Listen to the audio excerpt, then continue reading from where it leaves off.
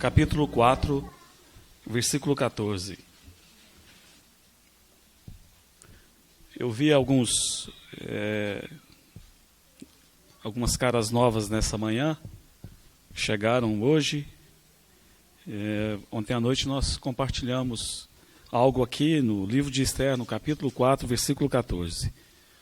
E se o Senhor permitir, é isso que está no meu coração como encargo nesta manhã. Esther 4, 14.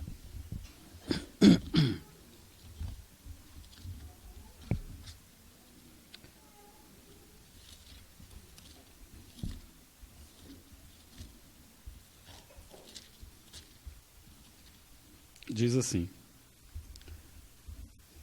porque se de todo te calares agora, de outra parte se levantará para os judeus socorro e livramento.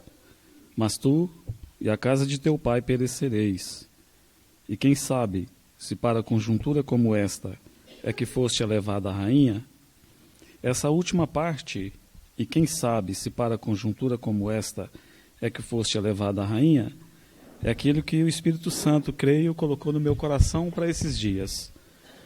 E eu quero, como fiz noite passada, ler essa última parte desse versículo em mais 3 traduções. E todas elas são traduções inglesas.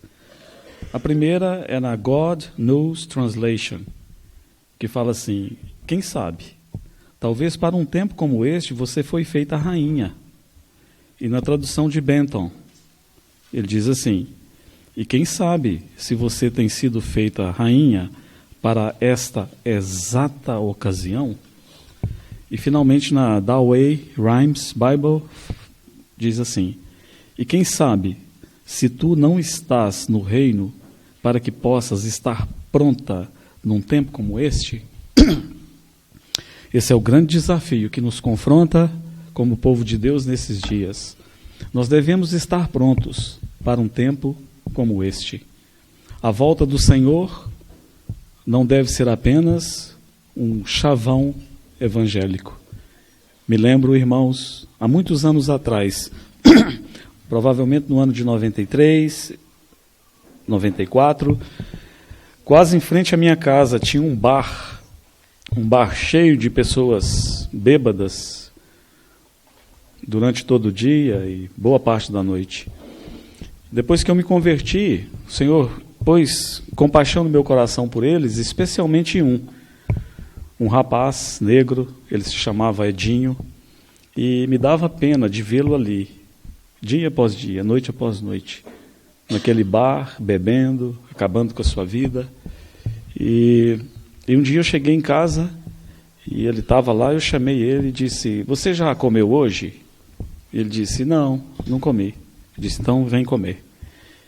E quase toda noite eu via, ele vinha e comia alguma coisa. Ele era muito engraçado, eu gostava muito dele. Mas um dia eu lhe falei de Jesus e preguei o evangelho para ele, mas não sei que fim ele tomou.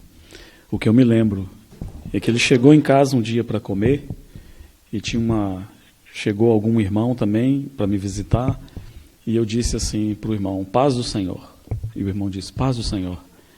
E ele riu assim, olhou para mim e falou baixinho: Léo, paz do Senhor é gíria de crente. Paz do Senhor é gíria de crente. E ria.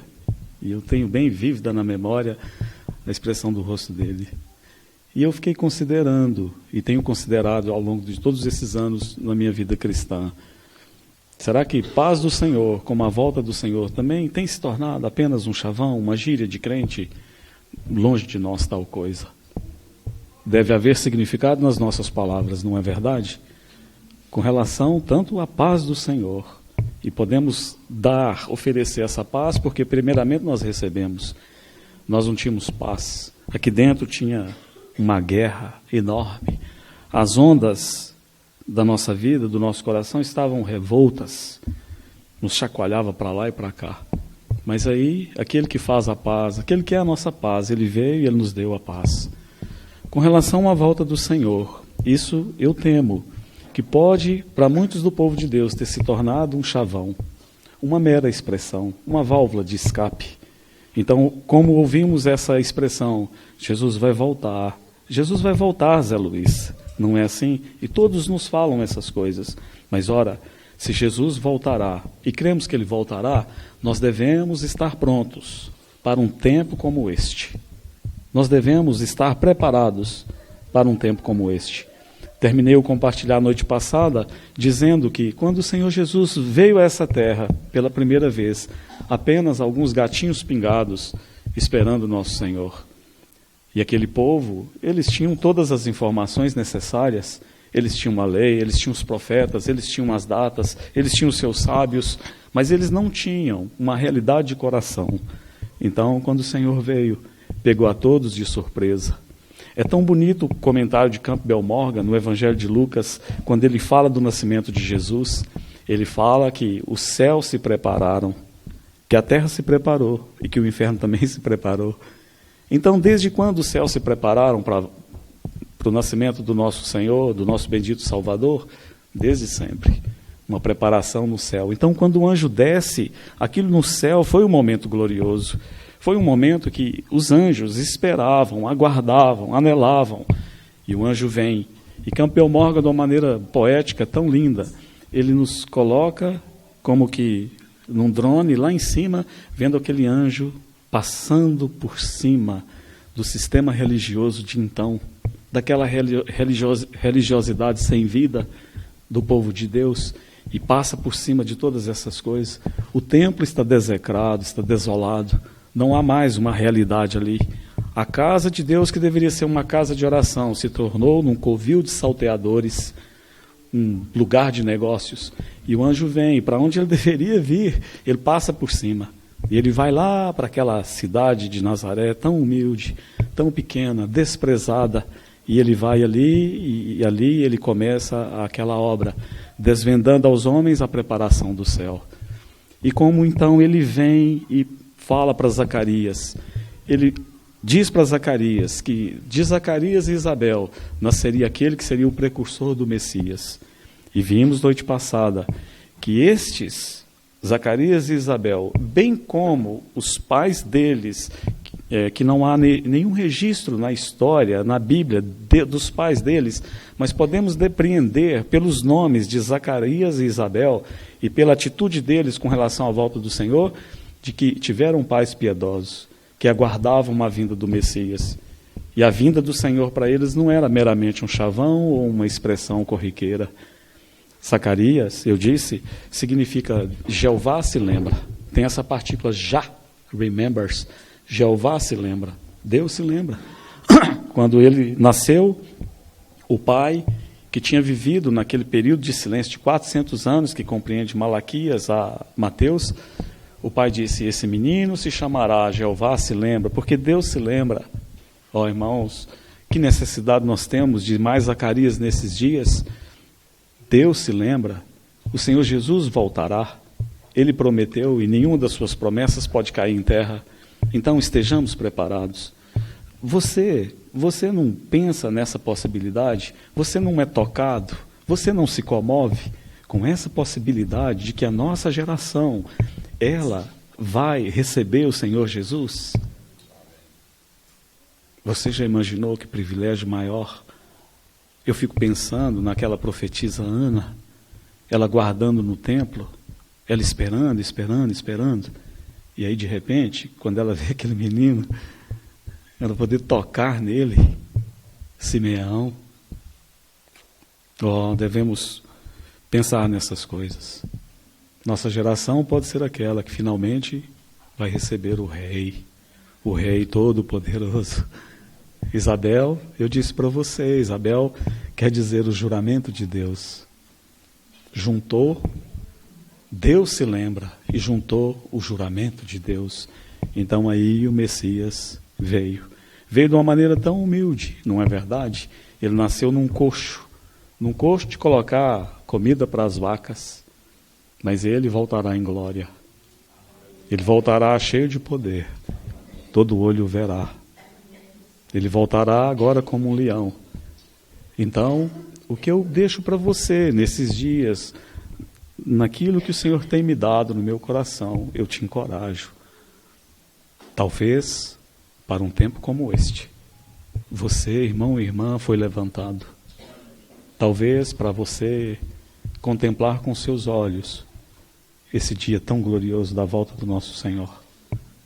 Nós devemos viver com essa possibilidade em nosso coração, tendo essa perspectiva bem perto de nós. Mas se Ele não voltar, nós devemos encorajar outros, nós devemos nos encorajar mutuamente, encorajar os demais, para que todos, se nós partirmos, aqueles que ficarem, você é uma jovenzinha, você também, e se nós partirmos os mais velhos, vocês devem aguardar a manifestação do Senhor.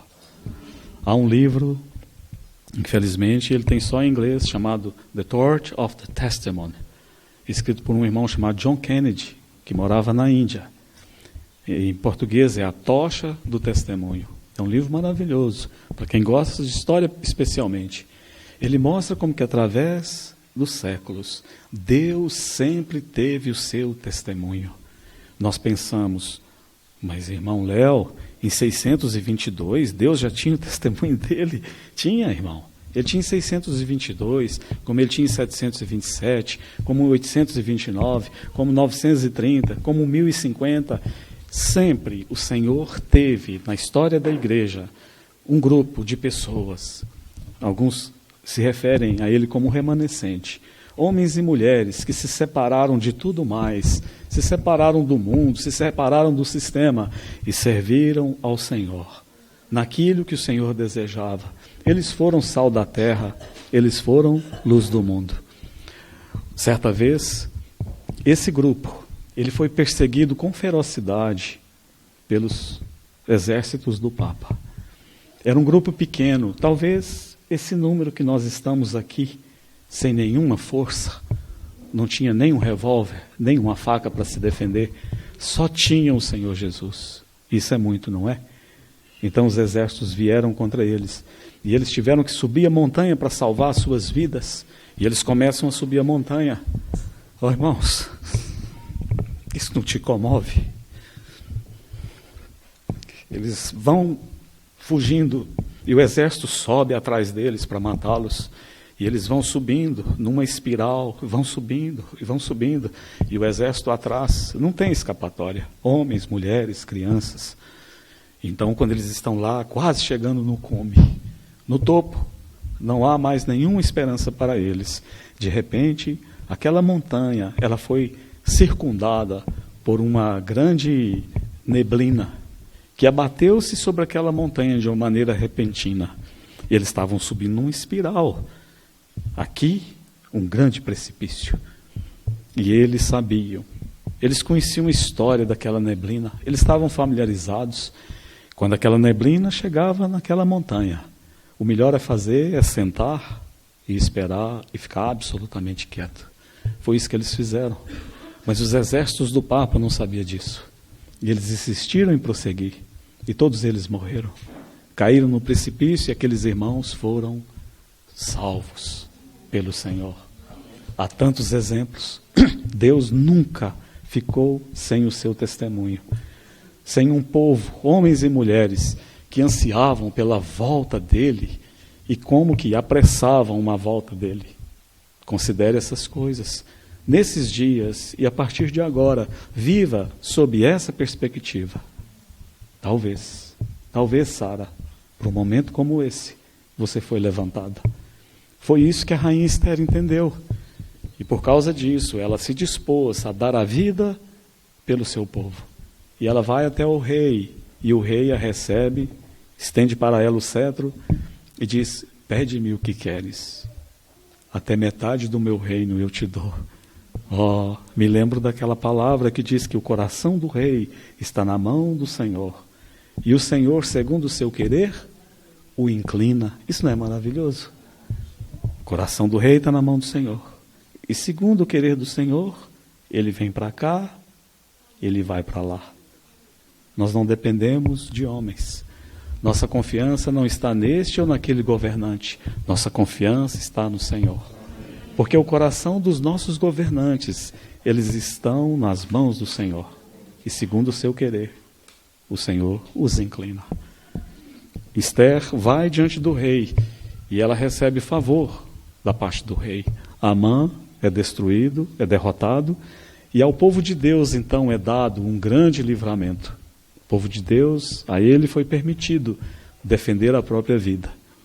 E naquele dia, então, eles estavam preparados, e quando os inimigos vieram, eles puderam se defender. Foi um dia glorioso, significativo na história do povo de Israel. Ali foi instituída a festa do Purim, que os judeus comemoram até hoje. Tudo por causa de uma mulher, uma serva de Deus, que amava o Senhor como você ama, e que ela entendeu que ela estava ali, no caso dela como rainha, para exatamente funcionar naquela ocasião e tempo específico ali, no cativeiro. Deus é um Deus de propósitos. Ele tem propósitos para com o seu povo. E Ele deseja que nós cooperemos com Ele, apressando, não só esperando, mas apressando a vinda do Senhor. Sabermos os dias que vivemos, sabermos qual é o nosso papel como povo de Deus, no meio dos irmãos, na sociedade, isso nos livrará de muitos males. Isso trará paz no nosso coração. Isso abrirá uma nova perspectiva diante de nós. Nossa vida pertence ao Senhor. Cada passo, cada desejo, cada direção deve ser dado de acordo com a vontade do Senhor. Então, hoje eu quero te dizer de uma coisa que você deve fazer. Aliás, você já está fazendo. Eu vou apenas informá-lo. Algo no qual você foi inserido, no qual você foi colocado quando você deu a sua vida para Jesus. Quando você creu em Jesus de todo o coração e o recebeu como Senhor e como Salvador, você foi colocado numa corrida. Eu vou te mostrar isso lá em Hebreus capítulo 12, versículo 1. Hebreus 12, versículo 1. Hebreus 12, 1. 1 e 2, diz assim. Hebreus 12, 1.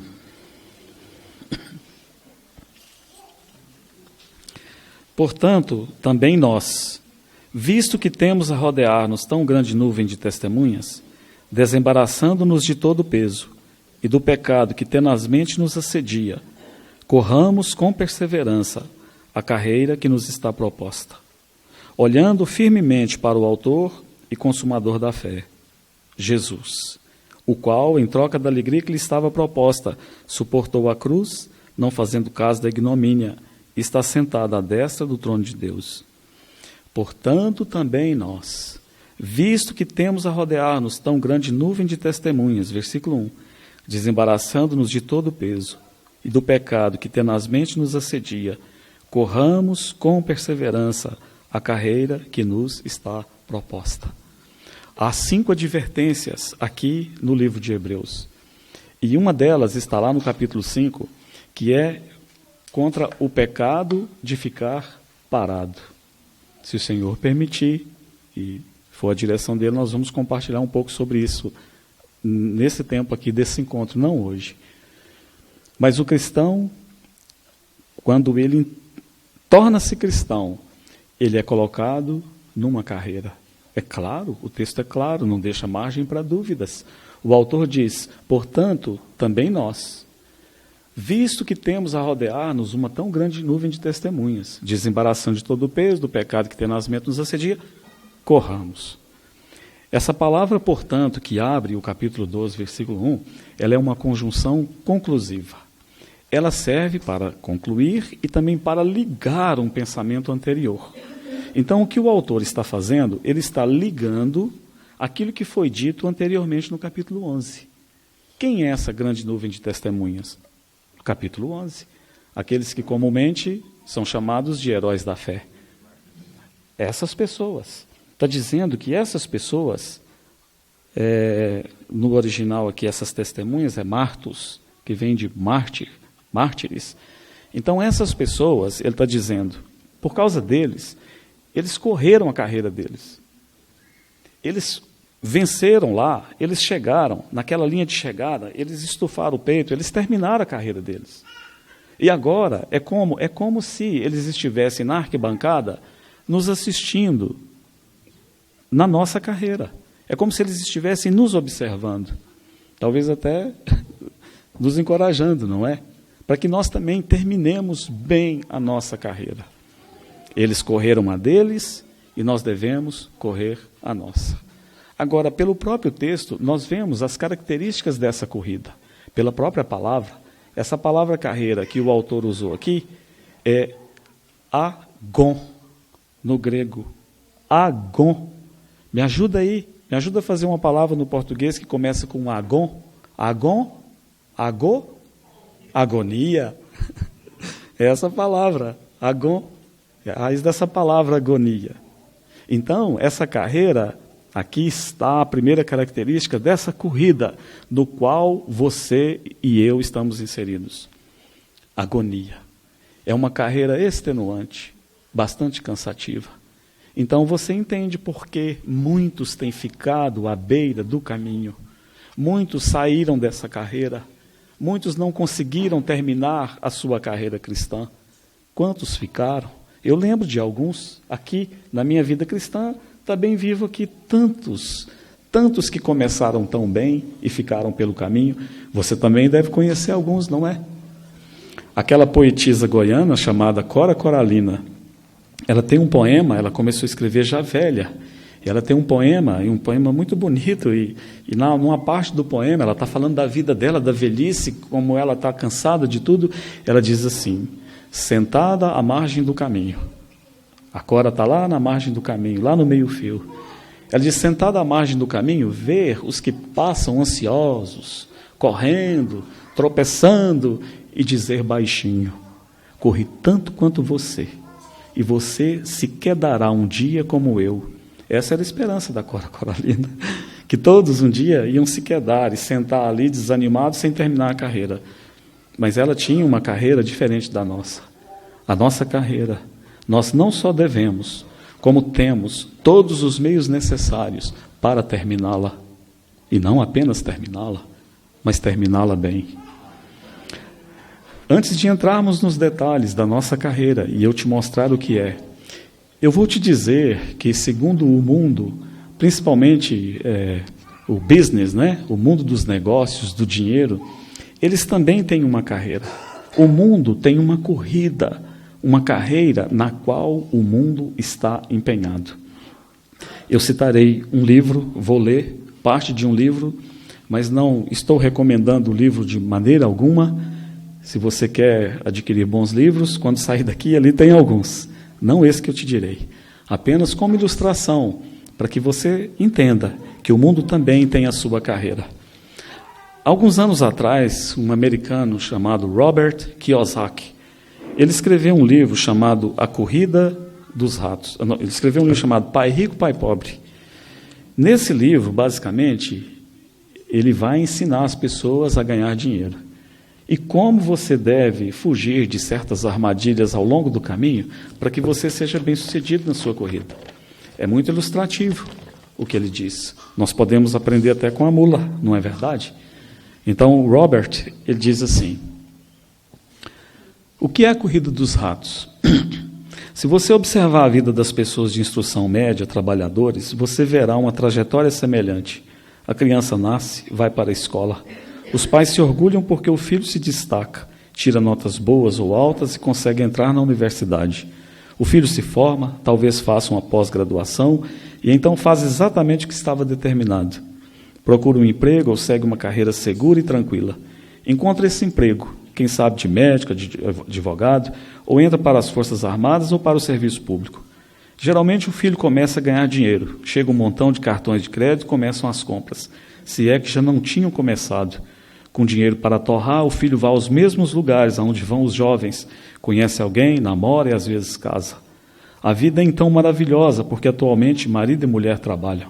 2 salários são uma bênção. Eles se sentem bem-sucedidos, seu futuro é brilhante, e eles decidem comprar uma casa, um carro, uma televisão, tirar férias e ter filhos. O desejo se concretiza. A necessidade de dinheiro é imensa. O feliz casal concluiu que suas carreiras são da maior importância e começa a trabalhar cada vez mais para conseguir promoções e aumentos. A renda aumenta e vem outro filho e a necessidade de uma casa maior.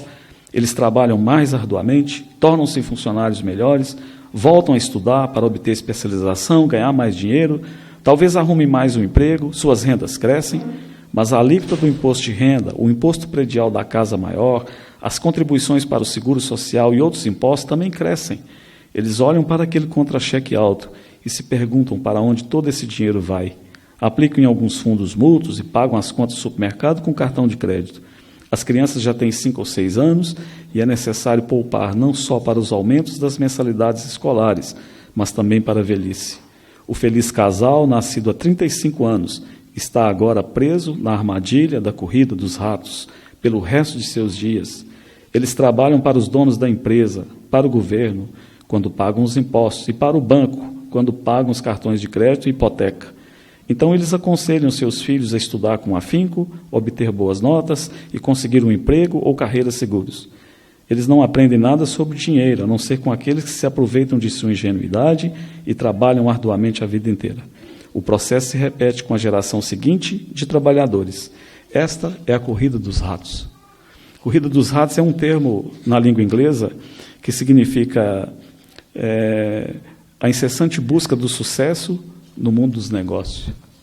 O mundo está na corrida dos ratos. Eles têm a sua corrida. Corrida dos ratos. É como aquele hamster lá na gaiolinha, que colocam para ele uma... Eu não sei o nome daquilo, né? Uma roda gigante pequenininha lá, não é?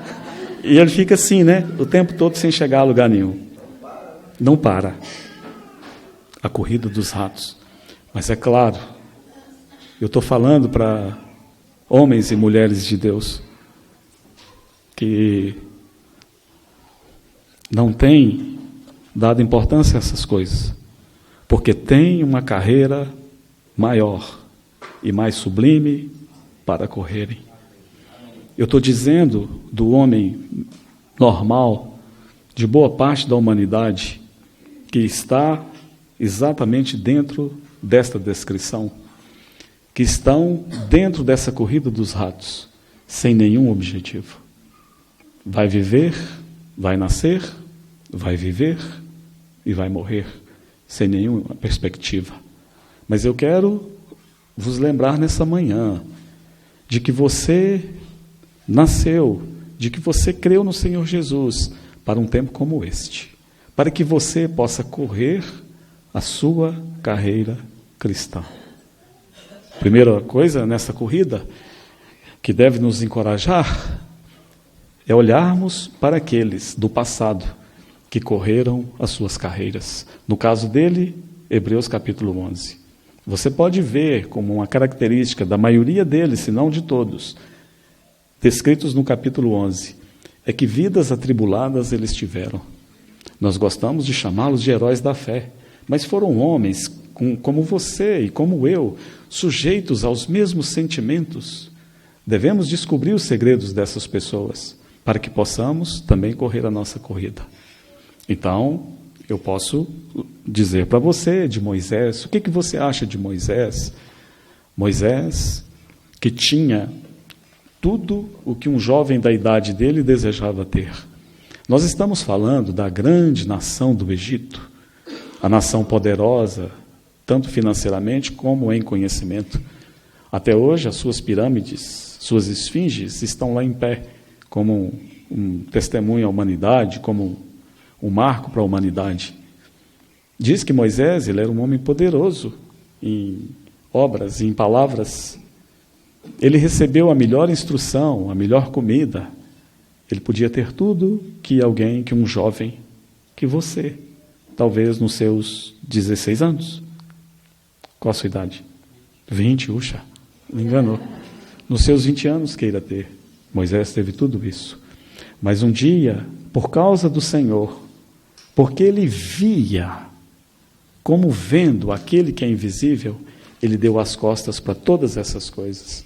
E ele preferiu ser maltratado com o povo de Deus a usufruir prazeres transitórios do pecado. Há um hino na história da igreja. E esse hino, mais ou menos no início de 2000, aquele irmão dos Estados Unidos, o Dana Congdon, vocês já viram ele? Um fortão que canta, gosta de cantar, mora em Manhattan. O Dana gravou esse hino num dos CDs dele. O título é Far, Far Behind Me. Então, basicamente, conta a história daquele homem que creu no Senhor. E ele fica repetindo ao longo do hino, ele fica repetindo e repetindo. I crossed the separate line and left the world behind me. Ele diz, eu cruzei a linha de separação e deixei o mundo bem longe de mim. Far, far behind me. E ele vai repetindo, repetindo e repetindo. Foi isso que Moisés fez. Ele deu as costas para o Egito, literalmente, e falou assim, Senhor, onde que é a tua casa? Onde que é o lugar que o Senhor quer que a gente vá? Para onde o Senhor quer que vá? E o Senhor falou, é exatamente para lá. Ele deu as costas e ele foi. E ele foi com o povo de Deus.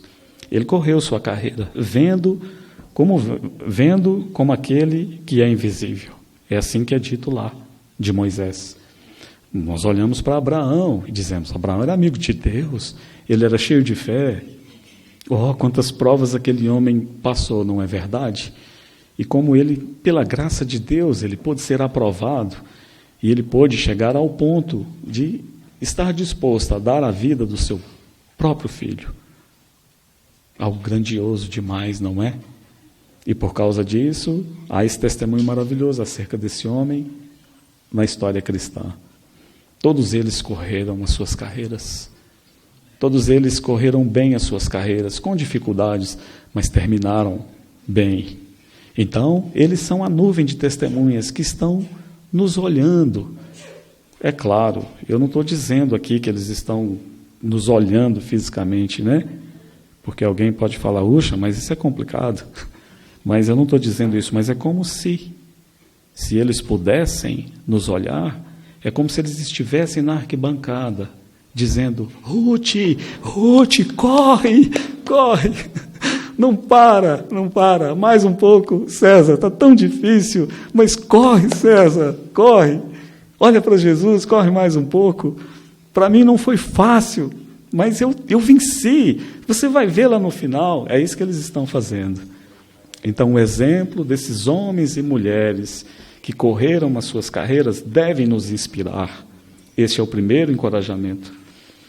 Em segundo lugar, o autor diz o que nós precisamos fazer para correr essa carreira. E aqui eu dou uma pausa.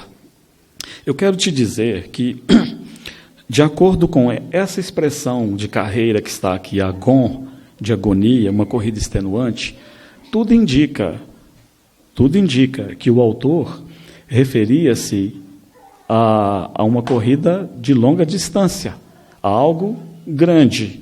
O que nós temos hoje, nos Jogos Olímpicos, a maratona.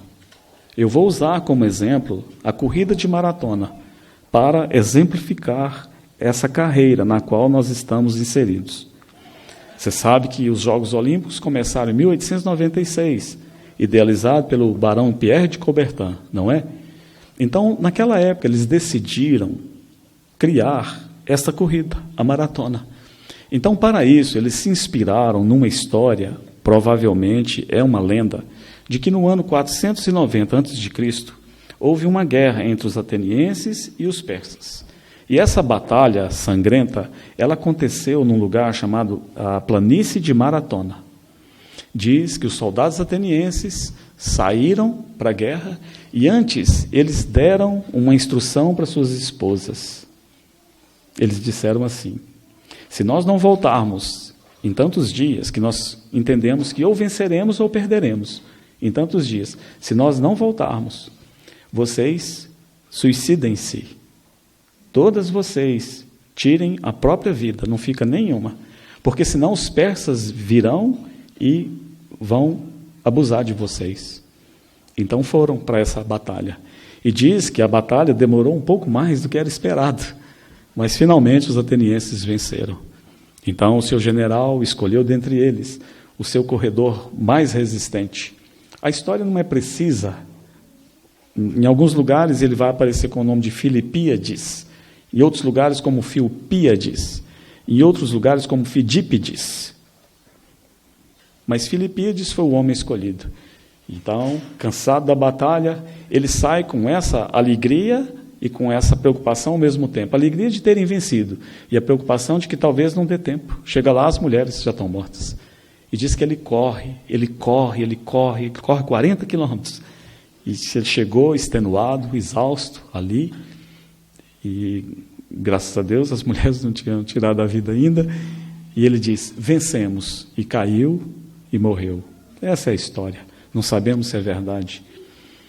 Então, o Pierre de Coubertin e outros tirou dessa lenda a ideia da maratona. A maratona, você sabe quantos quilômetros tem uma maratona? 40? 42? E mais o quê? Então, era 42 até 1908. Em 1908, a Olimpíada foi em Londres. Então, a família real pediu que a largada daquela maratona, naquele ano, fosse feita dos seus jardins reais. Então, do jardim até a pista, tinha 195 metros. Então, naquele ano, a maratona teve 42 quilômetros, 195 metros, e, em 1921, essa distância foi adotada como a distância oficial. São 42 quilômetros, 195 metros. É uma distância longa. Muitos não terminam, pouquíssimos foram capazes de vencer a maratona 2 vezes, e 2 vezes seguida. O primeiro que o fez foi um etíope chamado Abebe Bikila. Ele venceu a maratona em 1960, a maratona de Roma, e ele correu descalço. Você acredita nisso? Ele chegou, tinha alguns tênis lá, os outros já tinham pegado, ele experimentou, não deu. Ele falou, vou descalço mesmo. E diz que a estratégia dele, ele perguntou, quem é o melhor? Eles falavam assim, o melhor é o número tal. É o número, eu não me lembro o número agora, mas o melhor é o número 45. E o Abebe Bikila falou, então é esse que eu vou ficar de olho nele, eu vou marcar ele. Só que o 45, na hora que foi pegar o número, pegou o número 127. E diz que o Bikila disparou na frente procurando ele. Então corria e não via ele. E falava, ele deve estar na próxima curva. E corria mais. Tem uma foto do Bikila correndo, e o rapaz que ele estava seguindo está atrás dele, correndo com um número diferente. E ele chegou e venceu. Depois, em 1964, em Tóquio, ele volta e, calçado de tênis, ele vence a maratona pela 2ª vez. E daí a pouco ele vai na Etiópia morrer tragicamente num acidente de carro. É uma corrida estressante, extenuante. Você sabe qual o segredo para correr uma maratona? Se você tem sonhos de correr uma maratona e você deseja correr uma maratona, eu vou te dar algumas dicas. Primeiro, se prepare.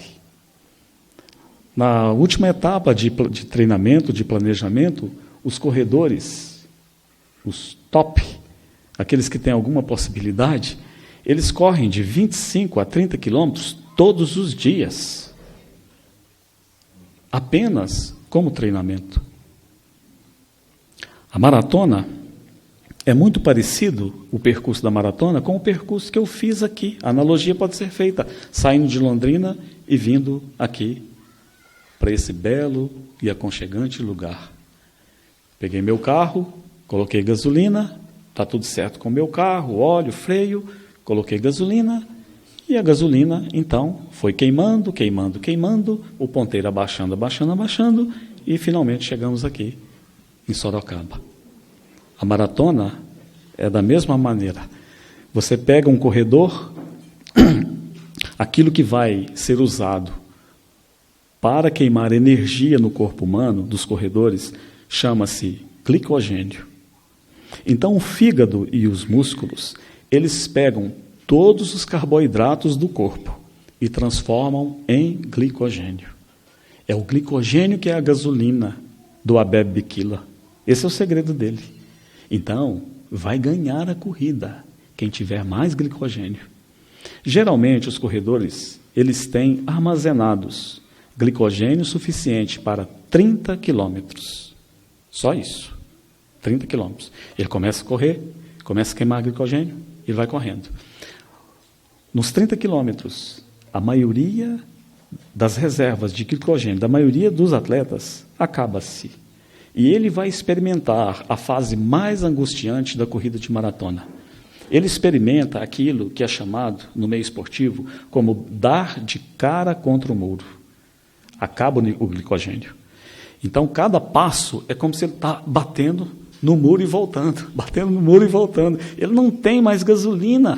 A minha gasolina acabou lá naquele 27º pedágio que tem entre Londrina e Sorocaba. Não tem mais gasolina. O carro está falhando. Então, boa parte dos corredores, eles desistem aqui. Eles não têm mais glicogênio. Então, qual o segredo do Bikila? Qual o segredo daquele que venceu 2 vezes, que é o recordista? Acho que é ele, o Kipchoge lá, um queniano. O segredo dos vencedores é que eles têm uma reserva de glicogênio. De alguma maneira, eles conseguem economizar glicogênio. Você lembra de ver essas corridas de maratona, essas corridas de longa distância, que ele passa e pega um gelzinho? Você já viu? Ele pega um gel e sai mastigando, sai comendo aquilo? Então, aquele gel é para dar energia. Mas a maioria desiste. Falta glicogênio. Não tem glicogênio, ele para. O primeiro a morrer foi um português. Ele morreu de exaustão, literalmente. Acabou tudo e ele desmontou e morreu. É assim que corre a maratona. Um preparo árduo e um preparo sério. Tem que haver disciplina, tem que haver constância. Não é de qualquer maneira que estes homens chegam e correm as suas maratonas. Por trás, a vida deles é isso. A vida deles, de segunda a segunda, é voltada para esse objetivo, de correrem e correrem bem as suas maratonas. Eles são homens e mulheres disciplinados. Eles dedicam-se o máximo que podem. E eles também são capazes, e isso é necessário, de dizer não para muitas coisas. Um corredor relapso, ele não tem possibilidade nenhuma de terminar a corrida de maratona. Não tem. Então, o escritor aos Hebreus diz que todos nós, você, no dia que alguém creu em Jesus, no dia que alguém colocou sua fé no Filho de Deus, e ele experimentou o novo nascimento, ele é colocado nessa corrida, nessa agon, nessa corrida extenuante. Então, como vamos correr a nossa corrida? Como que podemos olhar para esses corredores e tirar algum ensino para nós? Como é que nós podemos correr a nossa? O Espírito Santo é bastante claro aqui. Ele diz que depois de observarmos essas testemunhas, para correr a nossa carreira, nós temos que nos desembaraçar de todo o peso e do pecado que tenazmente nos assedia. Essa palavra tenazmente não te lembra algo? Os mais velhos aqui? Não mais velhos, na minha idade. Você lembra da cola tenaz? Cola tenaz.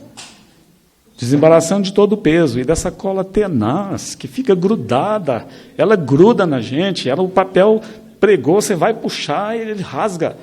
Cola tenaz. E dessa cola tenaz do pecado que fica preso na gente. Desembaraçando de todo o peso. Aqui está um segredo para terminarmos bem nossa carreira. Irmão, irmã, desembarace de todo o peso. Estes homens que correm as suas maratonas, eles não carregam praticamente peso nenhum. Eu vou te dar um exemplo. Eu sei que você vai ficar estarrecido. Você vai falar verdade, irmão Léo? E eu vou dizer verdade. Você sabe o peso do tênis que os vencedores usam? Chuta aí, me ajuda. Pode errar. Não, 100 é muito, 100 é pouco, né? 238 gramas. 238 gramas. Esse aqui é o Nike Zoom. Mesmo sem merchandising, eu vou fazer a propaganda dele. O tamanho 42 masculino, 238. O tamanho 37 feminino, 195. Fabrício, isso não é nada. Depois nós temos aqui, eu listei aqui os 10 mais de menos peso. Depois temos um aqui, esse é o campeão. É o Nike Luna Racer, 181 gramas. Você acredita um negócio desse? 181 gramas. É que nós não sabemos dessas coisas, mas essas empresas esportivas como a Nike, a Puma, a Saint Bartholomew e outras, Mizuno, elas têm departamentos, planejamento, pessoas de desenvolvimento apenas voltado para esses corredores de ponta. Pega um tênis aí seu, pega o seu tênis, Cadson, depois e pesa. Você vai falar, você vai lá correndo comprar um Nike de 181 gramas. Você pode estar carregando um peso desnecessário. Se tem um tênis de 181 gramas, eu vou andar com um que me pesa 400 gramas, 500 gramas, desembaraçando de todo o peso. O povo de Deus, ele não tem se apercebido que ele está inserido numa corrida pela vida. E como nós temos carregado sobre nós pesos desnecessários. Você já viu um corredor de maratona? O tênis, e você já viu a meia dele, como ela é colorida, bonita, aquele meião que ele usa aqui? Ele usa meião? Ele não usa nada, nem meia.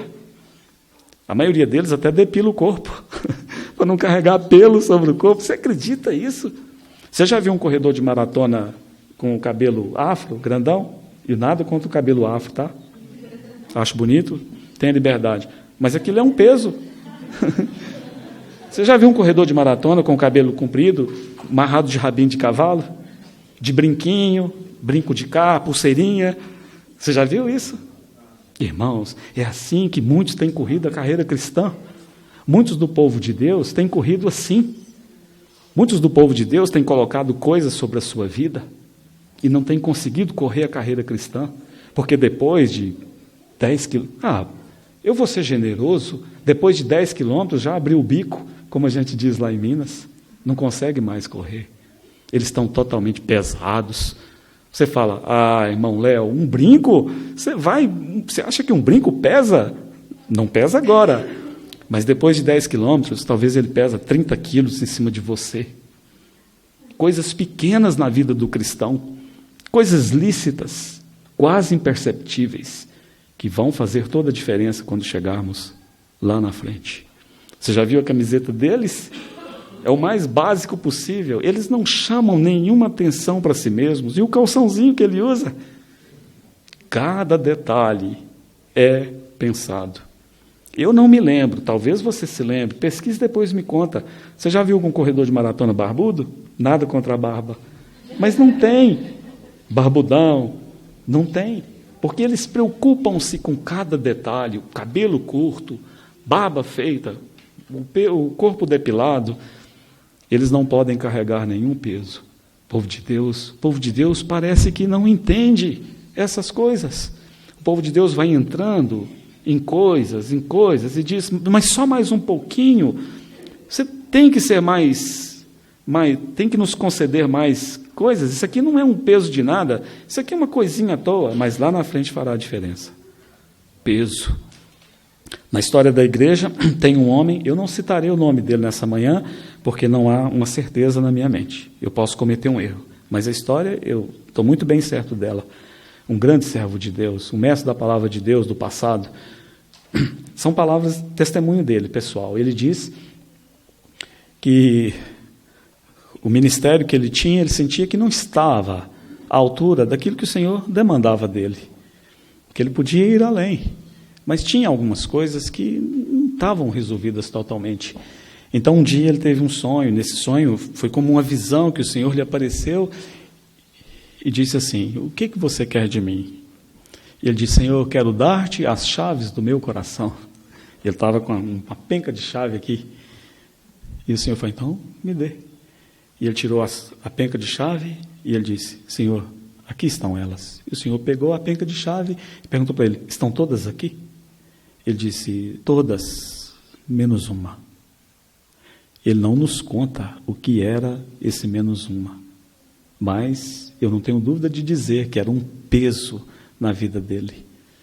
Todas, menos uma. Então ele disse que o Senhor estendeu a mão para ele com o molho de chaves e disse: ou é tudo ou é nada. Se eu não posso ter todas, eu não quero algumas, pode ficar com você. E devolveu para ele. E ele viu o Senhor se distanciando dele. E ele gritou: Senhor! E o Senhor se voltou e ele pegou a outra, colocou no molho e falou: Senhor, toma. E o Senhor: estão todas aqui? Estão todas aí. E ele experimentou um outro nível na vida dele, espiritual. Agora ele pôde correr com mais desenvoltura e pôde servir o Senhor com mais eficácia, porque ele havia se livrado daquele peso.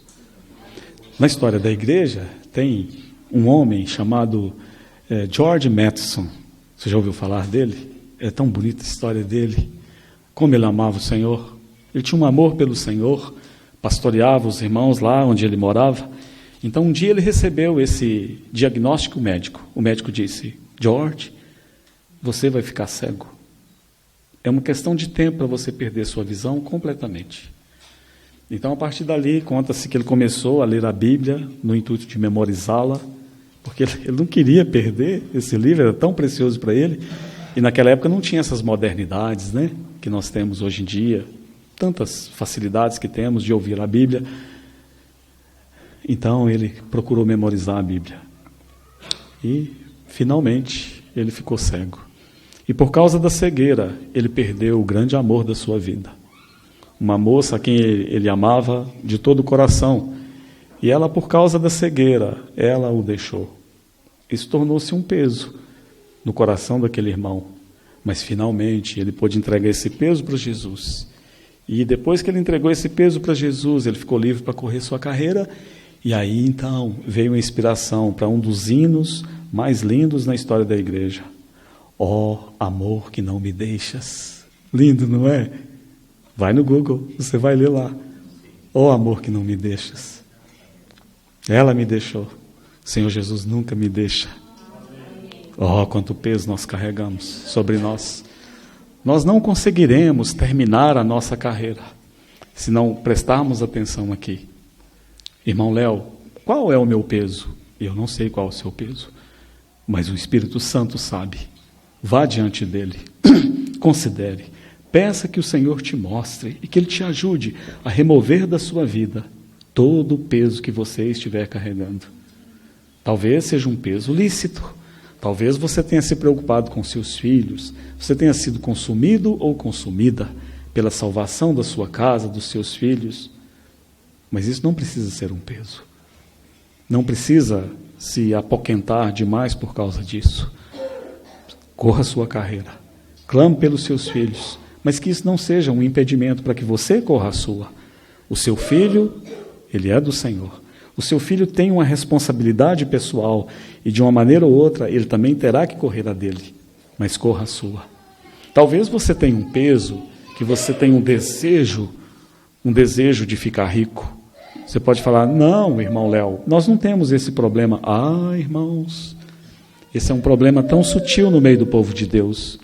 Se você considerar, você vai ver que muitos irmãos, eles não têm clareza na sua mente acerca de qual corrida eles estão se dedicando mais. Muitos, no meio do povo de Deus, eles têm confundido a corrida cristã com a corrida dos ratos. Ele dá uma corridinha ali, ele dá outra corridinha ali. No domingo, ele vai e corre a corrida do Senhor na mente dele. E durante a semana, ele está na corrida dos ratos. Mas nós não temos que trabalhar? É claro, a palavra de Deus não dá margem ao preguiçoso. Aquele que não trabalhar também não coma. Mas tudo nós dependemos do Senhor.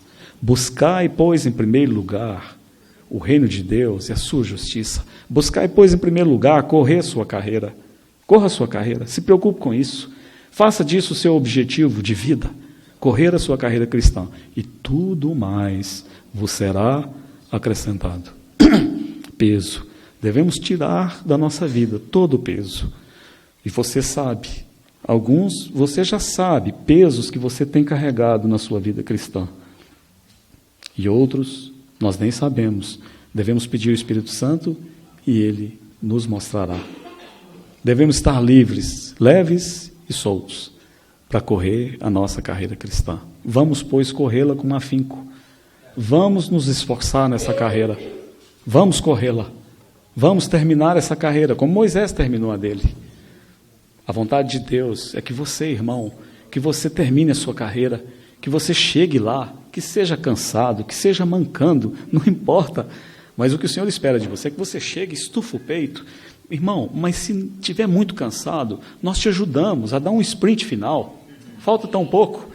Eu vi uma corrida, 2 irmãos correndo uma corrida de longa distância. E um estava na frente, o mais novo, correndo. Acho que ele ia ganhar a corrida. E o mais velho, um pouco mais distante, um pouco mais atrás. De repente, o mais novo, ele bateu com a cara no muro. Ele não dava conta, as pernas não respondiam mais, ele caiu. E o mais velho veio atrás, correndo. Aí, quando viu o irmão, o que ele fez? É tão bonito isso. Faltava poucos metros, 100 metros. Ele vem e pega o irmão. E o irmão não dá conta mais, o irmão começa a cair, ele segura o irmão, e o irmão começa a correr assim, ó. O corpo não obedece mais, o corpo está inclinado. E o outro mais velho, segurando ele assim, correndo com ele, correndo, e eu torcendo. Acaba, termina a sua carreira, corre, cruza a linha de chegada. E finalmente eles chegam, e o irmão dele, ele está chegando inclinado assim a linha, e o irmão dele dá um empurrão nele, porque não poderiam cruzar a linha de chegada, um segurando o outro, seria desclassificado. E ele dá um empurrão. Nos ajudemos mutuamente, para que todos nós terminemos a nossa carreira. Eu me lembro da esposa do Thomas, a Claire, muitos aqui conhecem o Thomas. Quando eu mudei para Londrina, a Claire, o Thomas e outros irmãos tiveram a experiência de viajarem para a Suíça, visitar algumas pessoas. Foram visitar algumas pessoas na Suíça. E a Claire me contou essa história. Na cidade onde eles estavam, tinha um monte muito alto, e era comum as pessoas subirem aquele monte. Então, os irmãos foram subir. Claire, Thomas e os demais, e alguns meninos também que tinham ido. E ela me disse que, por ser alto, e lá também tem neve, os irmãos sabem disso, o ar, à medida que subia, tornava-se mais rarefeito. E ela me disse que, à medida que subiam, ela começou a se sobressair, porque a Clara é professora de Pilates, ela está em forma. Mas os irmãos, coitados, eles começaram a ficar para trás, os meninos começaram a sentar no chão de cansaço, os outros, os demais que não tinham preparo como ela, começaram a ficar. E ela disse, irmão, de repente, dentro de mim, começou aquele sentimento, sabe, de que eu vou chegar primeiro. Olha que beleza, olha, todo mundo ficando. E ela está indo lá, firme, né? E de repente o Senhor falou assim para ela, Claire, eu não me importo que você chegue primeiro. Eu me importo se você chegar junto com os demais. Eu quero que todos cheguem juntos. Eu não estou interessado em você ganhar o primeiro lugar. Chega junto com seus irmãos. Ela, Senhor, o que você fez, Claire? Eu voltei imediatamente. E comecei a pegar os meninos, vamos, e falar, vamos, gente, vamos, Maurício, vamos. E aí, Claire, chegamos todos juntos. Nessa carreira, e isso é o bom, nós não estamos competindo uns com os outros. Eu não estou competindo com você e nem você comigo. O importante é nós chegarmos. Então, como é importante nós nos ajudarmos nessa carreira, irmão, se eu ficar pelo caminho, você não precisa vacilar. Não titubeie. Você pode até me carregar nos braços. Nós dois, olha que notícia boa, nós podemos cruzar juntos a linha de chegada. Você não precisa me empurrar, você pode me carregar, não tem problema nenhum. Então, nessa carreira, nós precisamos nos animar mutuamente, desembaraçar de todo o peso do pecado que tenazmente nos assedia e devemos correr com perseverança. Uma outra necessidade nessa carreira, assim como é na maratona. Esses maratonistas, eles fazem da corrida de maratona todo o seu objetivo. Então, todo propósito, toda vontade, todo desejo está voltado para essa corrida. Isso é a vida deles. Você percebeu? Na nossa carreira cristã, quanto mais propósito, quanto mais visão, quanto mais perseverança nós precisamos, estes homens estão correndo por algo que é passageiro. É apenas uma coroa de louros, é apenas o aplauso dos homens, é apenas mais um carro novo e mais dinheiro na conta bancária. Nós estamos correndo pela vida. A nossa corrida ela é mais gloriosa. A nossa corrida tem melhores promessas. O nosso prêmio é maior. O nosso prêmio é reinarmos com o Senhor Jesus. Por quê? Por que não temos foco? Por que não dedicamos na nossa vida cristã? Porque não entendemos o lugar de privilégio no qual fomos colocados. Somos um povo privilegiado, precisamos ter foco, precisamos olhar e termos essa carreira como nosso foco principal. Devemos terminá-la, todos devemos terminá-la. Irmãos, você já percebeu como à medida que os dias se aproximam, que a volta do Senhor se aproxima, conforme está na palavra de Deus, as coisas vão ficando pior e pior, o amor vai se esfriando. Onde você reúne, pensa aí quantos irmãos eles têm desanimado, eles têm desencorajado, irmãos que não têm mais corrido a carreira. Irmão, isso é tão triste, não é? Irmão, vá atrás dessas pessoas, peça ao Senhor para te dar graça, vai visitá-los, vai animá-los, vai atrás deles. Talvez uma palavra simples, talvez coisas que estão na mente dessas pessoas que não deveriam estar, talvez um abraço, talvez uma palavra de encorajamento, talvez uma ajuda financeira, talvez convidá-lo para almoçar, talvez algo simples que o Senhor pode fazer e essas pessoas possam ser trazidas novamente para a carreira. Foco, nós precisamos ter o foco. Nós precisamos ter um alvo, um objetivo. Lá em Filipenses capítulo 4, Paulo diz assim, porque uma coisa faço. Uma coisa faço. É isso. Aqui está o segredo dele. Quer terminar sua carreira? Aqui está uma maneira. Uma coisa faço. Mas nós, pobres de nós, você pode falar, Léo, Paulo não tinha nem um emprego fixo, Paulo não tinha carteira assinada. Meu Deus, aquele homem, ele aprendeu a correr sua carreira, ele colocou tudo de lado, ele colocou todas as coisas de lado, até mesmo a sabedoria que ele tinha. Ele era um grande advogado, ele era um homem totalmente preparado. Se precisássemos de um homem preparado, ali estava alguém a quem poderíamos recorrer. E ele deixou todas essas coisas por causa da sublimidade, do conhecimento de Cristo. Aí ele diz aos filipenses, querem saber o meu segredo? Quer saber? Porque eu estou correndo até hoje e eu vou terminar bem a minha carreira. E ele vai dizer mais tarde, completei a minha carreira. Completei a minha carreira. A tradição diz que ele foi decapitado. John Pollock escreveu um livro acerca do apóstolo Paulo chamado O Apóstolo.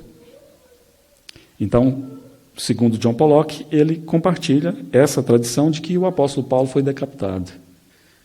Então você consegue ver ele sendo levado para fora de Roma, no lugar de execução. Tinha aquela tora, ele vai baixando a cabeça e ele diz, graças a Deus, ajoelha, vai colocando a cabecinha e diz, completei a carreira. E o machado, no pescoço dele. Isso é glorioso, não é? Completei a carreira. Ele completou a carreira. Qual o segredo? Uma coisa faço. Irmãos, às vezes a história do povo de Deus, e há amor nas minhas palavras, eu te digo isso com amor, porque essas coisas, elas me confrontam também. Mas a situação nossa, do povo de Deus, muitas vezes, ela é exatamente a situação que confrontava o profeta Elias e o povo de Deus naquela época, lá no Monte Carmelo. Você lembra? Lá em 1 Reis? Você lembra como o profeta Elias traz os adoradores de Baal, né? E vem o povo de Deus junto. Qual que é a questão ali? Qual que é? O que é que estava pendente? O que é que precisava ser resolvido? É claro pelo texto. O profeta Elias diz, até quando cocheareis entre dois pensamentos? Você sabe o que significa essa palavra cochear? O que é cochear? Mancar. Ó, é um coxo. Até quando cocheareis entre dois pensamentos? Se Deus pendeu para cá, se Deus é Deus, serviu. Pendeu para cá, se Baal é Deus, serviu. Fica balançando, fica cocheando, fica mancando. Essa era a questão. O povo de Deus é exortado dessa maneira. Até quando vocês vão cochear entre dois pensamentos? Se ele é Deus, segue. Se Baal é Deus, segue. Você lembra a exortação, a palavra que o Senhor dá à igreja de Laodiceia em Apocalipse? Você lembra? Mas se nós, do nosso ponto de vista, visitássemos aquela igreja, nós íamos sair de lá maravilhados. Nós falávamos assim, uau! Eu nunca vi isso na minha vida. A ordem, os mestres, o ensino, a disposição das cadeiras, a mesa do Senhor, os instrumentos, os músicos, as vozes, é tudo muito perfeito. E se fôssemos conversar com um daqueles presbíteros lá, falava, uau, eu fiquei maravilhado. Eu falava, às vezes também eu fico, porque é tudo tão bom aqui, não é? Que na verdade Deus nos trouxe, você sabe da história. Mas qual que era a palavra de Deus para eles? Qual que era o grande problema deles? Sabe qual é o grande problema deles? Mornidão. O seu problema, o problema de Laodiceia estava que era uma igreja morna, era um povo morno. E isso Deus não pode tolerar. Gerson, ou é quente ou é frio. Mas em cima do muro nós não podemos ficar. Não tem problema. Se quer ser frio, que seja frio. Porque o frio é a condição dele. Mas se quer ser quente, seja quente. Você sabe que foi esse o lema de vida do Charles Studi? Lance Lambert converteu por causa da biografia de Charles Studi. Talvez eu te conte mais alguma coisa durante esse tempo aqui.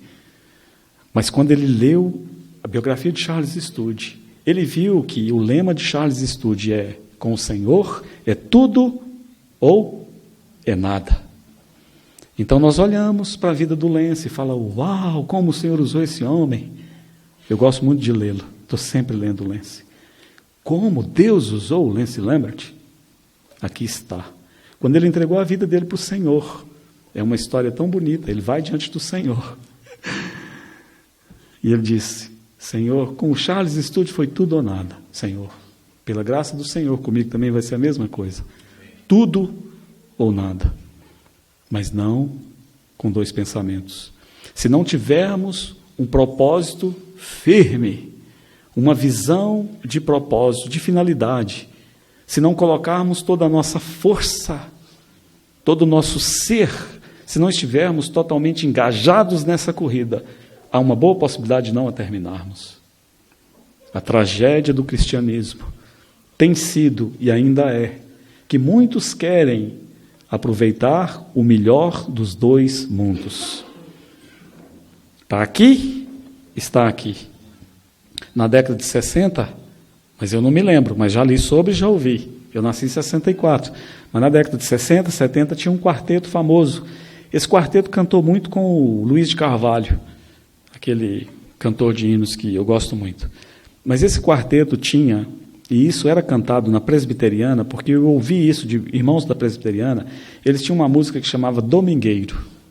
E eu vou citar para você o coro dessa música para exemplificar o ponto. A música dizia assim, domingueiro nunca queira ser. No domingo ele é santarrão. Na segunda, terça, quarta, quinta e sexta, sábado, não é santo não. Já pensou?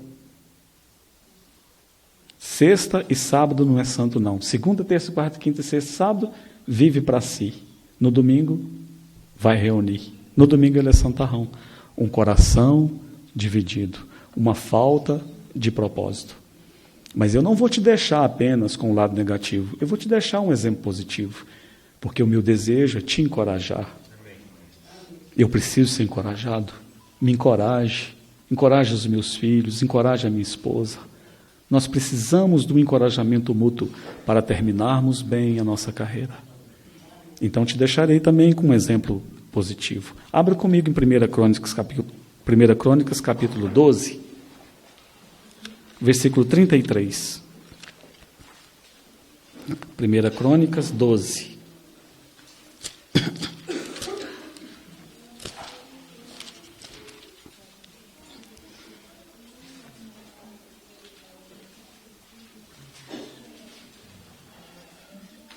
Puxa vida. 1 Crônicas 12, versículo 33. Daqueles homens que vieram fazer Davi o seu rei. 33. De Zebulon, dos capazes para sair à guerra, providos com todas as armas de guerra, 50.000, destros para ordenar uma batalha com ânimo resoluto. Essa última expressão, destros para ordenar uma batalha com ânimo resoluto. Às vezes a tradução em português, não estou dizendo que ela é ruim, não estou desmerecendo. Eu respeito o trabalho dos tradutores. Eu penso que às vezes, para mim, pessoalmente, não conseguimos pegar o significado. Então nem paramos para considerar. 50.000, destros para ordenar uma batalha com ânimo resoluto. Você já parou para pensar o que é ânimo resoluto? No original, o que é isso? O que é ânimo resoluto? Me ajuda aí. Resolvido? Decidido. Determinado. É isso. Determinados. Eu vou ler para vocês aqui, em mais 3 traduções aqui, na língua inglesa. A língua inglesa, muitas vezes, tem uma tradução muito apurada, muito próximo do original. Na King James, fala assim. Na nossa diz, com ânimo resoluto. Na King James fala, eles não eram de coração duplo. Bonito isso, não é? Os filhos de Zebulon não eram de coração duplo. Na Berean Bible Study, fala assim, quem, com um propósito, eram devotados a Davi. E, finalmente, na English Standard Version, fala assim, com singularidade de coração, ou com unicidade, ou com singeleza. Não é bonito? Estes homens, 50.000, eles tinham um só propósito em vista. Eles não tinham propósito nenhum, mas o único propósito que estava no coração deles era fazer de Davi o seu rei. Não tinha mais nada. Eles não tinham nada no coração a não ser isso. Apenas um propósito. Devemos ter isso como propósito, corrermos a nossa carreira, vivermos a vida cristã. Certa vez, fui para Miami, pegamos um avião e fomos para Nova York. Eu não gosto muito de avião, mas vou porque tem que ir e o Senhor me dá graça. Entramos naquele avião para Miami. Aí no meio do caminho, de repente, o avião para mim já está indo rápido demais, né? E de repente o avião, como se ele foi sugado, uma força o puxou para frente e ele fez assim, todo mundo assustou. Ele foi mais rápido do que ele estava indo. E eu fiquei calado. Depois eu perguntei, o que foi aquilo lá? Aí o irmão que estava comigo falou assim, aquilo ali é quando pega um vento de cauda. O avião está indo para lá, pega um vento, joga ele para frente. E aí ele vai mais rápido. Isso aí é o sonho dos comandantes. Gasta menos gasolina e chega mais rápido. Eu pensei, não para mim, né? Para mim já estava bom. Irmãos, a nossa carreira, ela não tem vento de cauda. Às vezes, nós ficamos perplexos quando a aflição bate à nossa porta. Não é? As coisas dão errado e nós culpamos a Deus. Fazemos as nossas coisas e dizemos, o Senhor nos abriu a porta. Que porta? Como assim que o Senhor te abriu aquela porta? Ou falta as coisas e nós culpamos a Deus, né? Um irmão disse que há 2 maneiras de perguntar por que a Deus. Uma é assim, por quê? E a outra é assim. Por quê, Senhor? Você vê que ali em Daniel capítulo 3, quando os companheiros de Daniel passaram dentro da fornalha de fogo ardente, o Senhor veio encontrá-los no meio do fogo. Era como se aquela fornalha foi acesa 7 vezes mais. E é como que quando ela estava em 1 grau, que é o normal, o Senhor estava lá em Campinas. De lá ele resolve. Não precisa. Aí o rei falou, 7 vezes mais. Passou por 2. Aí o Senhor veio para assalto. 2 vezes mais ele veio chegando. Mais uma e ele mais perto. 7 vezes mais o Senhor estava lá dentro do fogo com eles. Você lembra? Então, provações, adversidades, essa é a ideia mesmo. Na nossa carreira cristã, lembre-se, é agon, é uma carreira extenuante, faz parte. Podemos dar contra a cara no muro, mas essa é a boa notícia. Nós temos uma provisão para toda a carreira. Nós temos uma provisão de glicogênio, irmãos, que vai nos levar para o céu. Você já pensou nisso? Nosso glicogênio nunca acabará. Claro, e nós mesmos não temos nada, mas temos a provisão do Espírito Santo para essa carreira. E, finalizando, o autor, ele nos dá a maneira de vencermos essa carreira. A maneira de vencermos essa carreira não é treinando demais, não é ficando sem comer, não é através da dieta. A maneira de vencermos essa carreira, guarde bem isso que eu vou te dizer, porque qualquer um pode vencer essa carreira, terminá-la, porque é uma maneira muito simples e ao mesmo tempo é muito complicada. Olhando para Jesus. A única maneira de terminarmos bem a nossa carreira cristã é olhando para Jesus. Não tiremos os olhos de Jesus. Mantenhamos os olhos em Jesus o tempo todo. Essa palavra, esse olhando aqui, é o verbo grego aforal. É uma palavra muito bonita. E eu vou encerrar te explicando o significado dessa palavra. O olhar aforal é quando 2 boxeadores, eles se provocaram uma semana inteira. E agora finalmente chega a hora do embate. E eles são colocados no ringue. E aí o juiz vem para o meio do ringue e manda que eles se aproximem. Fica um de cá, um de cá. Você já viu 2 boxeadores prestes a se enfrentar? Já viu? Eles ficam olhando fixamente um para o outro. Eles não estão escutando nem o juiz, não estão escutando nem os torcedores, nem a música, nem nada. O mundo desaparece e os 2 estão se encarando aforalmente. Olho no olho. Esse é o olhar aforal. Não tem mais nada. Se você falar assim, se você chamá-lo de qualquer coisa, nem o nome dele ele se lembra mais. Ele está totalmente imerso naquele olhar. O olhar aforal é aquele olhar que o arquiteto, o engenheiro faz uma planta de um prédio, uma casa, então ele vai decidir algumas coisas, ele coloca na sua prancheta, aquela prancha enorme, se ele usar óculos, ele põe o óculos, e ele se debruça sobre aquela planta. E todos os pensamentos dele estão voltados para aquilo que ele está vendo. O olhar aforal. O olhar aforal é aquele olhar de 2 apaixonados, o garoto e a garota. Quando eles se apaixonam, e eles saem para tomar uma soda, e aí pede uma soda e 2 canudinhos. E aí fica um de lá, no canudinho dele, e o de cá no canudinho dele. E ficam se encarando, ficam olhando um para o outro. Você acha que eu sou romântico, né? Eu sou mesmo, né, Sueli? Mas eu não me arrependo. Aquele olhar aforal, aquele olhar da minha esposa quando eu a conheci há 36 anos atrás. Olhando, olhando, olhando. É assim que terminaremos nossa carreira. Olhemos para Jesus. Nos desembaracemos de todo o peso. Continuemos a olhar para Ele. Tenhamos paciência. É uma carreira tão longa, não é? Cheia de coisas, cheia de problemas. Olhemos para o Senhor. Continuemos a correr. Continuemos a olhar. Continuemos a olhar. Continuemos a correr. Vamos poder, pela graça de Deus, naquele dia dizer como Paulo, eu também completei minha carreira. Eu completei a minha. Renato, completa a sua. Cadson, completa a sua. Tome a graça de Deus, olhe para Jesus. É a vontade dele que terminemos a nossa também. Vamos orar. Bendizemos, Senhor. Senhor amoroso, como te amamos. O Senhor nos colocou nessa carreira, nessa corrida tão extenuante, mas onde passamos, o Senhor já passou também. O Senhor correu a sua carreira, Senhor. O Senhor foi o nosso precursor.